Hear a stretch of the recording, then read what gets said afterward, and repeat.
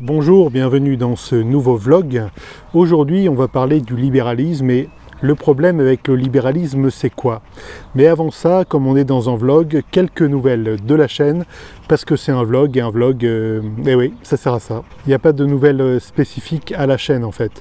J'ai été assez actif au niveau numérique sur la chaîne de ma propre église, le Temple de Cergy. On a notamment produit un documentaire, une église dans la ville.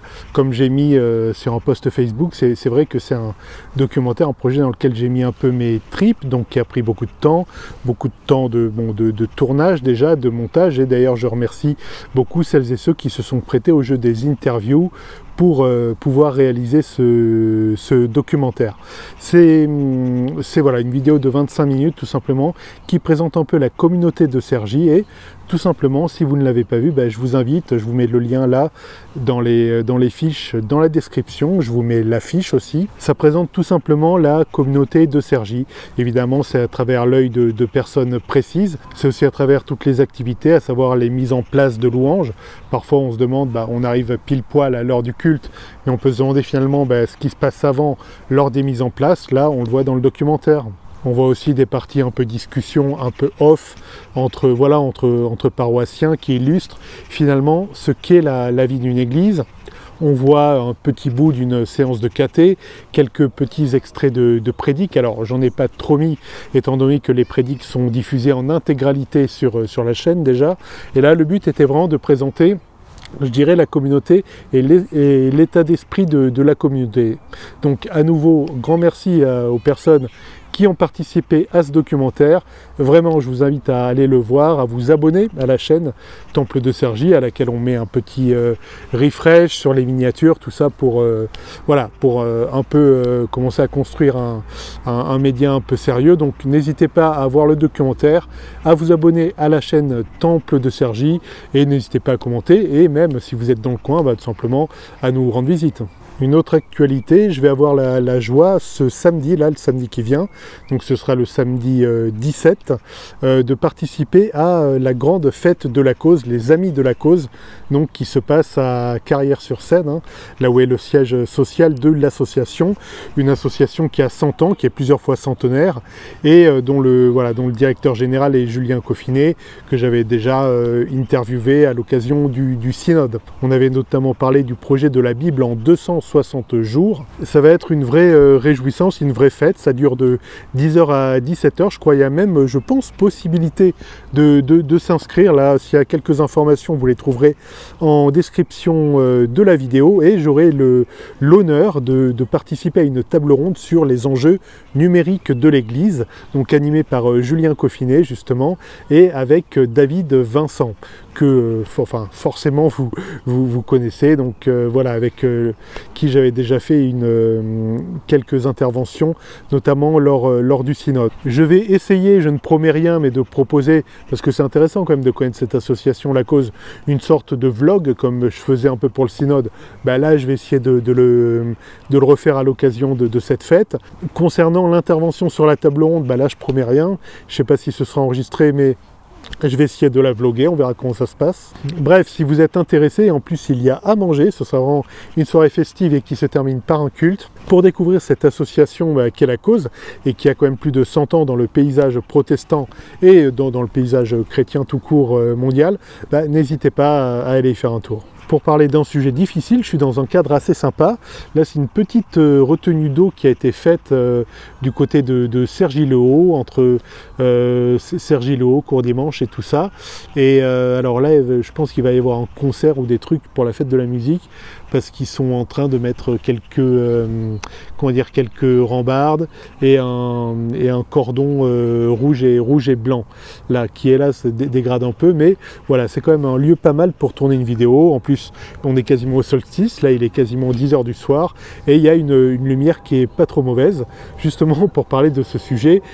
Quel est le problème avec le libéralisme? Bien entendu, une vidéo ne saurait traiter intégralement du sujet, et bien entendu, je vais parler du libéralisme théologique et de ce qui en découle éventuellement chez certaines personnes qui soutiennent ce libéralisme théologique. Bien entendu, je refais le disclaimer que je fais à chaque fois, mais j'ai fait quelques vidéos polémiques ces derniers temps, du coup je le refais. Évidemment, tous les propos que je tiens dans ce vlog et plus généralement sur toutes mes chaînes YouTube n'engagent que moi. Voilà, c'est les propos qui n'engagent que moi et aucun cas le conseil presbytéral de Cergy ou toute autre entreprise ou association pour lesquelles je travaille. Comme je disais, on ne va pas avoir le temps de tout traiter et c'est surtout deux points d'actualité qui m'ont amené en fait à parler plus sur un mode vlog que sur un mode scripté du libéralisme. Ce premier point, c'est une réaction qu'il y a eu par rapport à un cartomancien qui a été un peu mis en avant dans la sphère libérale.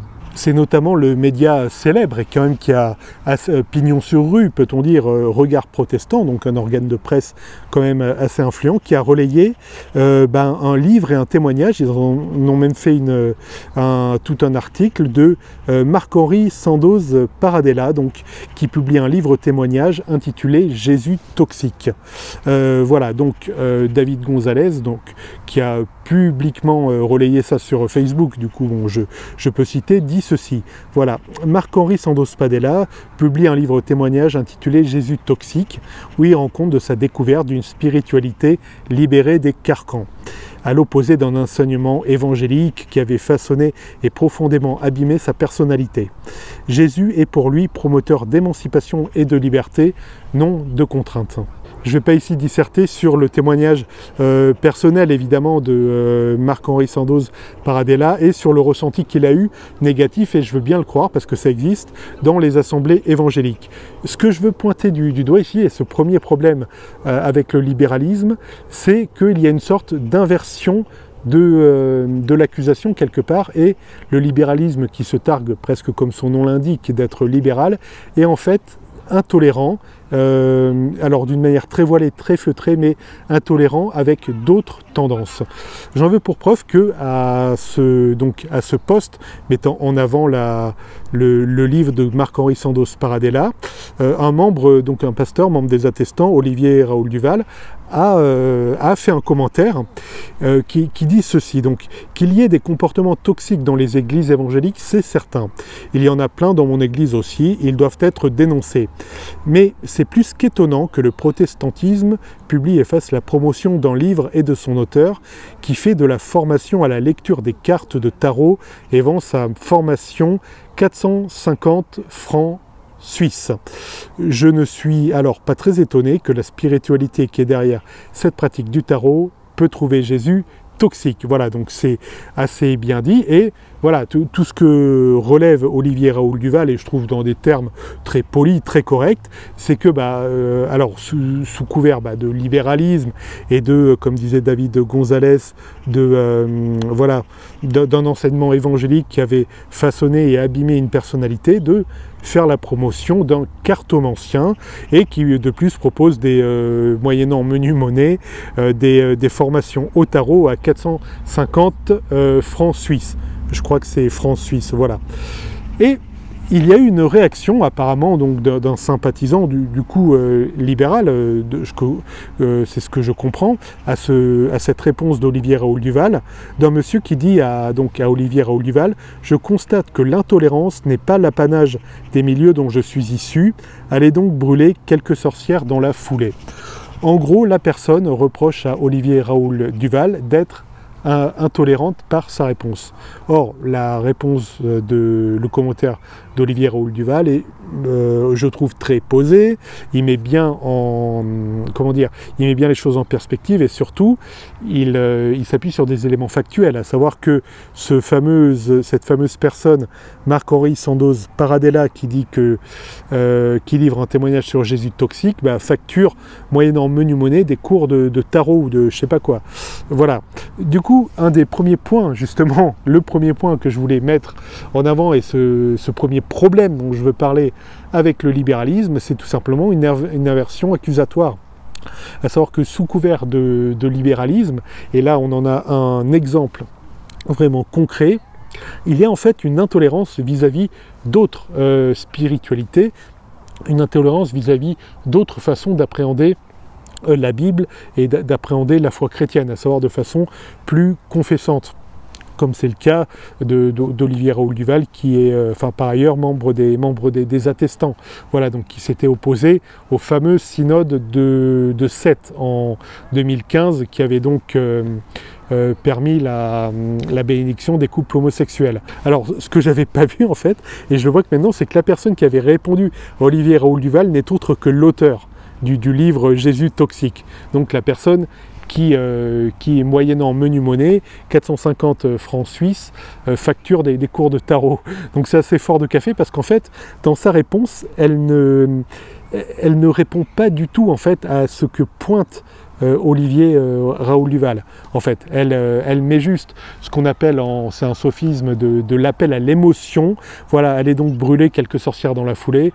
En gros, le monde est binaire, il y a soit les gentils libéraux, comme Marc-Henri Sandoz Paradella, et il y a de l'autre côté les méchants évangéliques et les méchants confessants, voilà.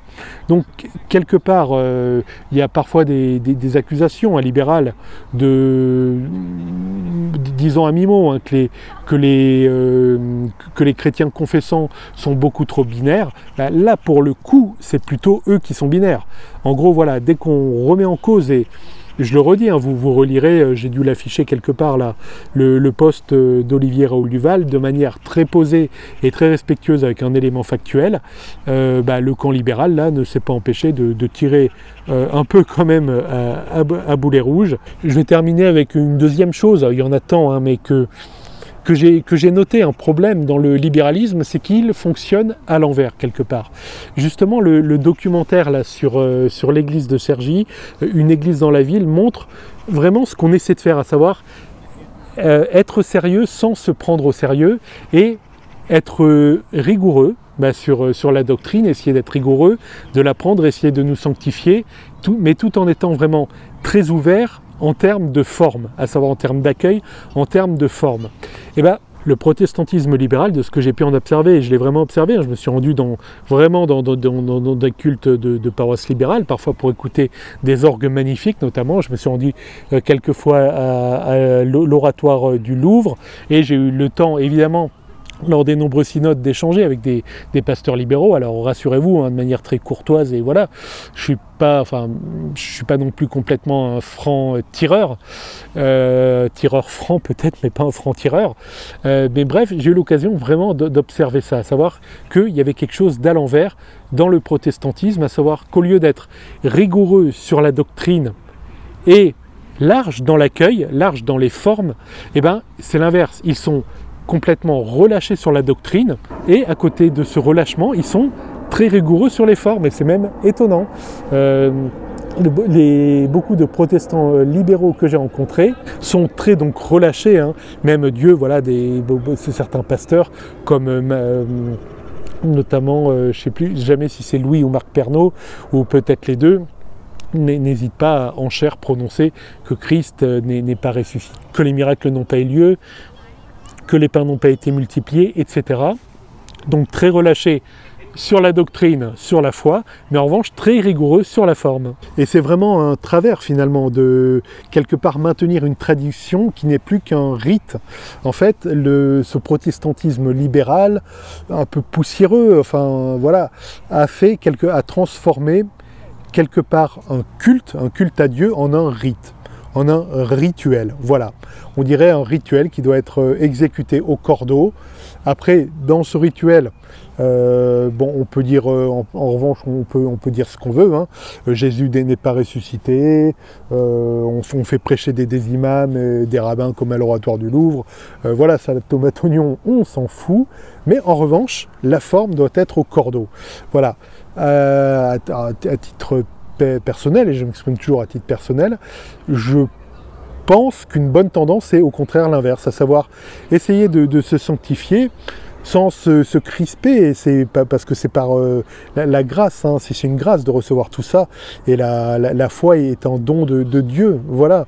Donc évidemment la grâce de Dieu surabonde, mais qu'il faut quand même mettre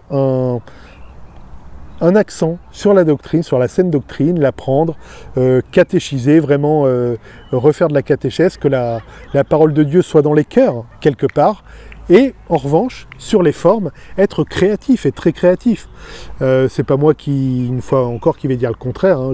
J'aime beaucoup les supports vidéo, audio, podcast, musique et tout ce que vous voulez. Et là, oui, on peut être créatif et dépoussiérer des choses. Voilà. Or, j'ai l'impression, et c'est pas qu'une impression, hein, mais qu'un certain protestantisme libéral veut au contraire faire l'inverse, à savoir permettre n'importe quelle mœurs, n'importe quel, en gros, tout se vaut, tout, voilà, tout est égal, faisons prêcher des imams, faisons prêcher des rabbins, après tout c'est exactement pareil, mais en revanche, la forme doit être au millimètre. Bref, c'est un rituel au centimètre près qui est exécuté. Je vous laisse avec ces quelques réflexions et je vous laisse dans l'écran de fin.